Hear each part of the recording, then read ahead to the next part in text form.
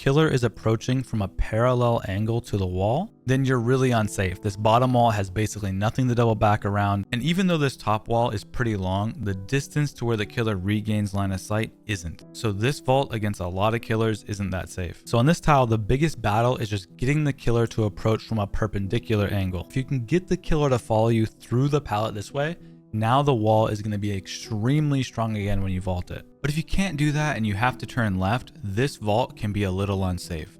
Instead, you could pretend like you're going to the pallet, and if they actually follow you past this wall, you can cut back to the window and take the vault again. Now the killer could easily cut you off, but this is where patience is really valuable in DBD. TNL walls are pretty simple. If the killer doesn't know what they're doing, you just vault the window from the inside, turn right, vault the window from the inside, turn right, and keep going. And you could also shift tech this, making it an infinite. But most killers aren't going to let you do that. They're going to go through the center and force you to play the unsafe vault. In this situation, it's very important to hold your check spot and be patient with your vaulting. If the killer commits, obviously you need to vault, and if they don't commit, you can turn to take the other window or leave the loop altogether. Because they can force you to play the 50-50, it's important to get trapped in this situation on the T wall instead of the L wall, since the 50-50 on this window is stronger than the L wall.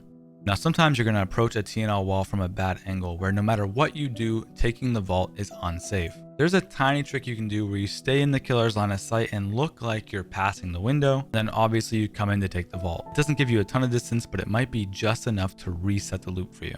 4 lanes are pretty weak if you don't get the killer behind you for the window vault. For the inside window 4 lane, you want to go through the pallet into the center of the loop and then take the window vault. Some killers are going to try to walk down the side, kind of like they're at the grocery store looking for their mom. So it's important you wait up for them to actually enter a lane with you before you go into the center and take your window vault. But in general, if the killer's kind of smart, you're going to end up relying on mind games like baiting windows or vaulting a little bit late so that they mess up and commit inside. And you can vault this window backwards. On maps like Macmillan, for example, the walls are very thin, so as long as you're pressing vault late, you should be able to fast vault. In some maps though, like Autohaven, there's an intentional dent in the wall that you have to use in order to get a fast vault, so you can only get it from one direction. The outside window 4 lane has the resources noticeable